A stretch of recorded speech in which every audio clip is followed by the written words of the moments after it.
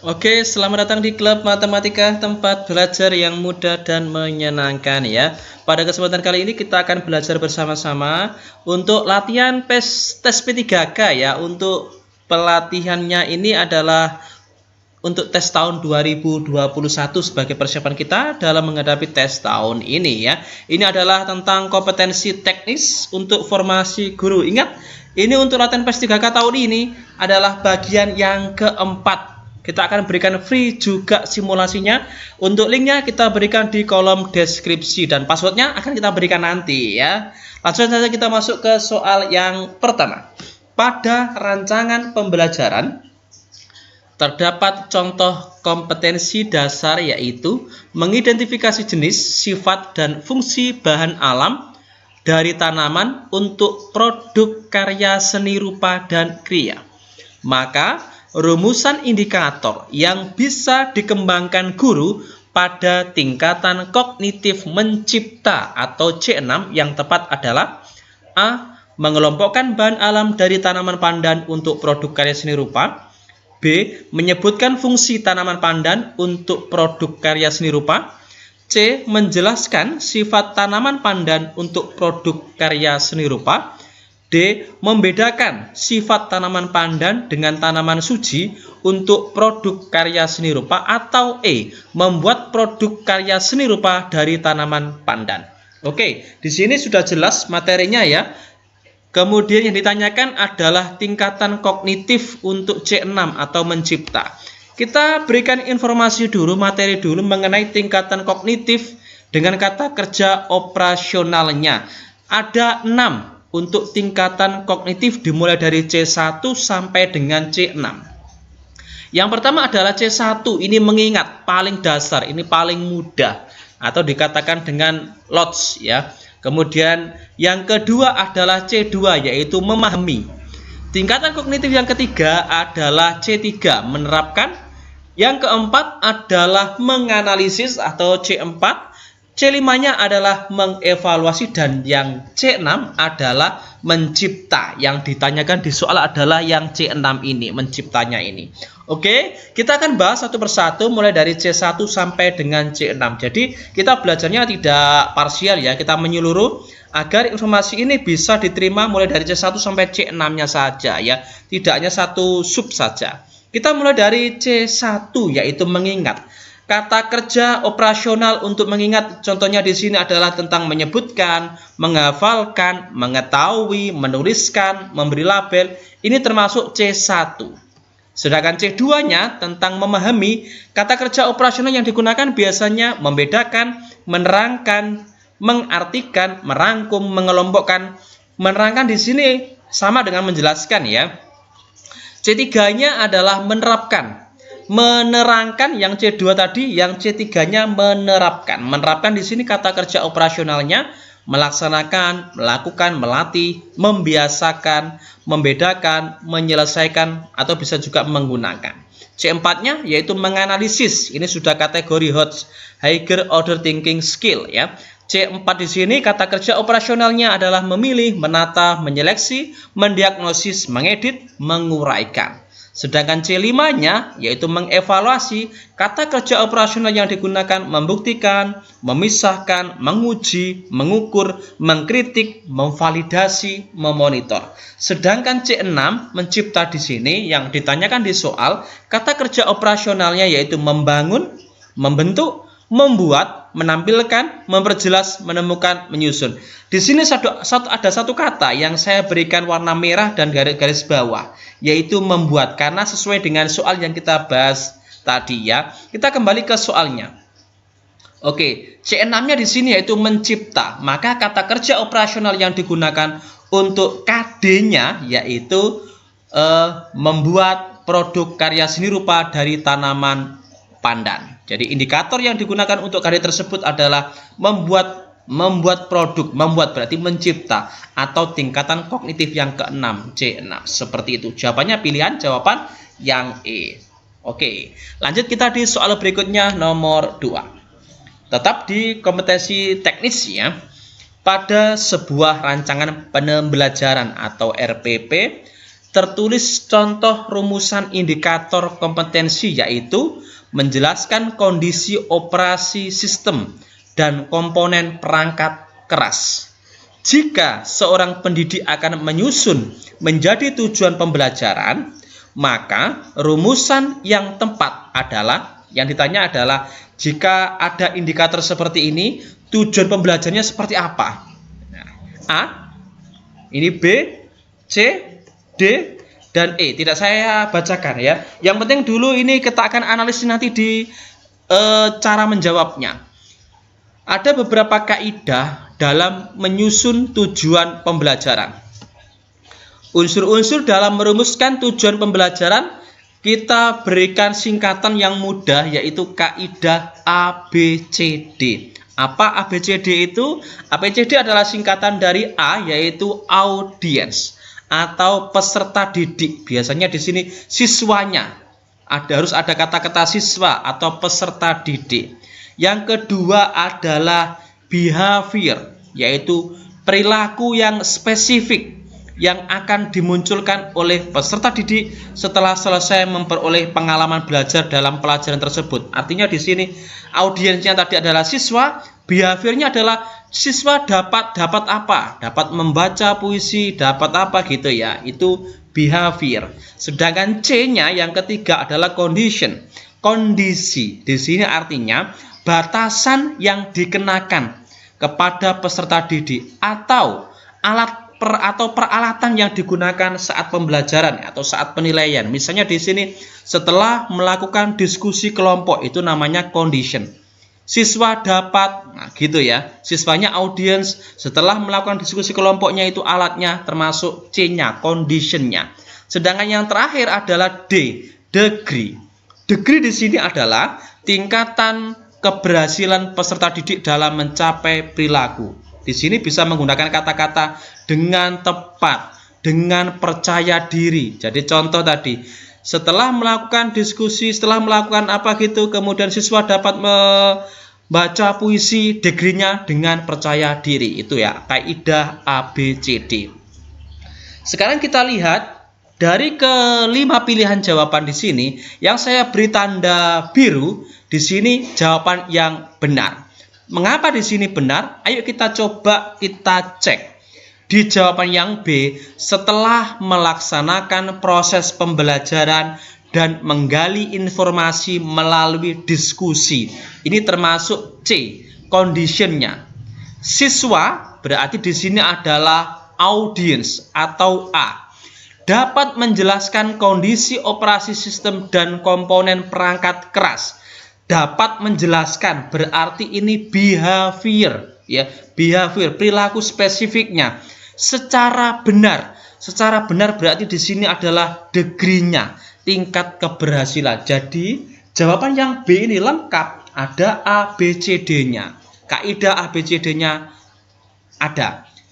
Ayo kita analisis di pilihan jawaban yang A ya. Jadi memang dalam satu video saya agak sedikit ya soalnya, tapi pembahasannya saya buat lebih mendalam. Artinya biar teman-teman paham bagaimana cara merumuskan tujuan pembelajaran itu.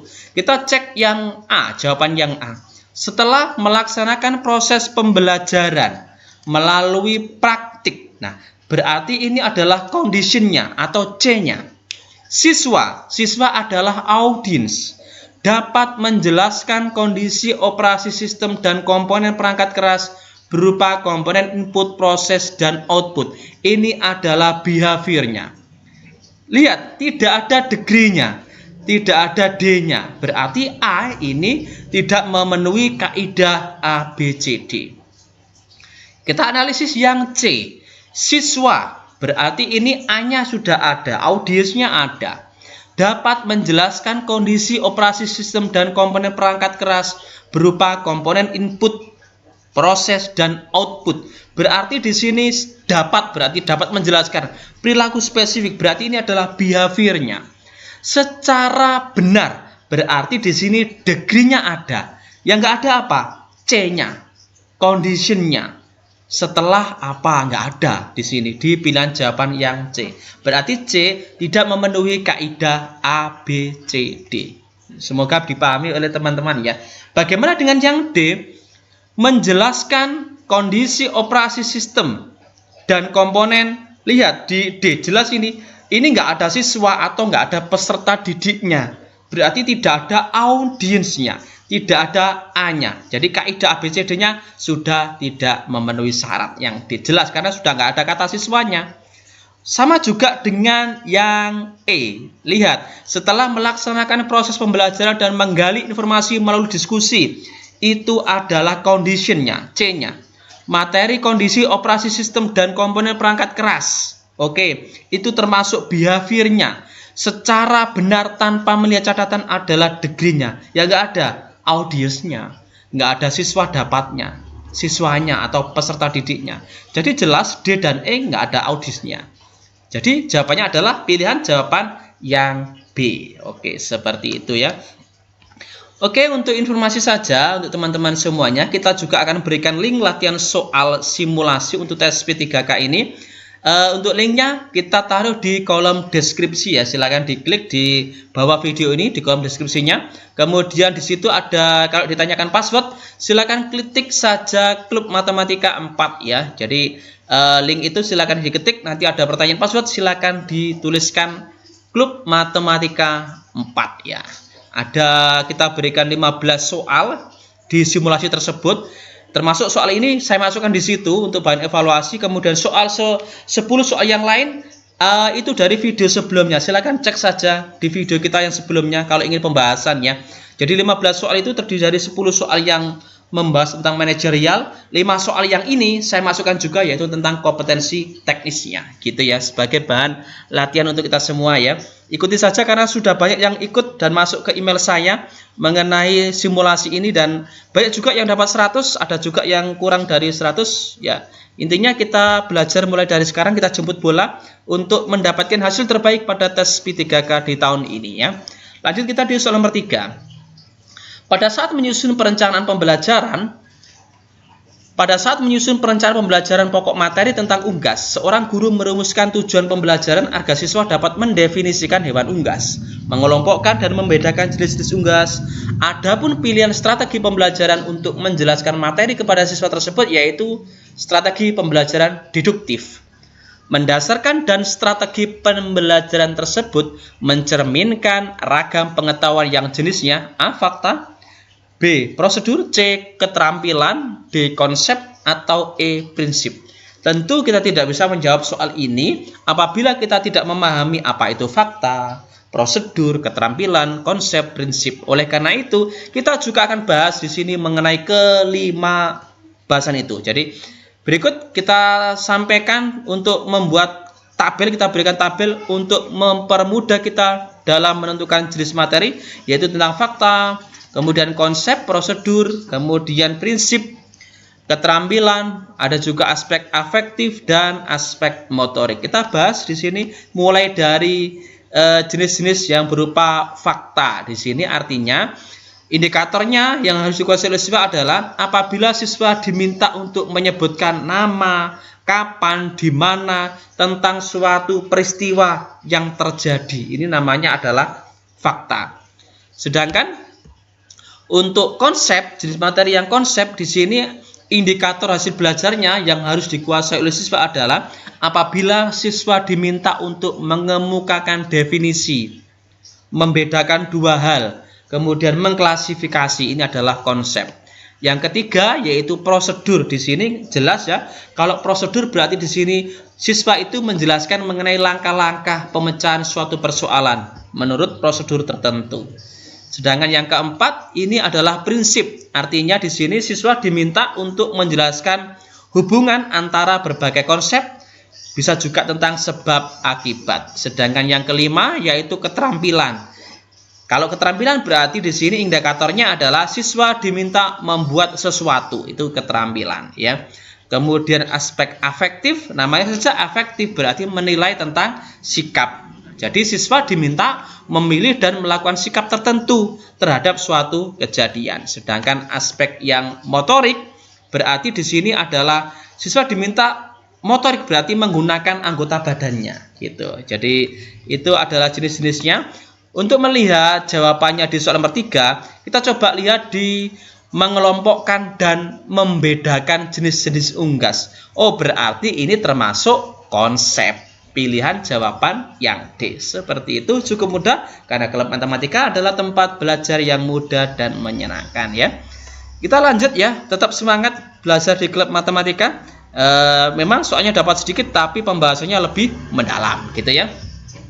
Di soal yang keempat, perencanaan pembelajaran yang menekankan pada proses keterlibatan peserta didik secara penuh untuk dapat menemukan materi yang dipelajari dan dihubungkan dengan situasi kehidupan sehari-hari sehingga mendorong siswa dapat menerapkan dalam kehidupan mereka. Pilihan strategi pembelajaran yang tepat yaitu A. Kooperatif, inquiry, problem solving, discovery, atau E. kontekstual. Sebenarnya kalau kita cermati di soal sudah terlihat ini jawabannya ya. Tapi lebih baik kita akan bahas mendetail mulai dari awal yaitu yang kooperatif. Namanya saja kooperatif, berarti di sini siswa itu bekerja sama dalam kelompok-kelompok kecil. Bisa terdiri 4 sampai 5 orang. Ingat, kelompoknya harus heterogen untuk mencapai tujuan bersama ya. Kemudian yang kedua di sini adalah problem solving ya. Namanya saja problem solving, problem masalah, soal pemecahan masalah. Jadi di sini proses pembelajaran itu menggunakan masalah-masalah yang real dalam kehidupan yang nyata atau masalah-masalah otentik. Oke, bersifat tidak tentu. Kemudian di sini masalah ini untuk merangsang dan menantang siswa untuk berpikir kritis dalam memecahkan masalah tersebut.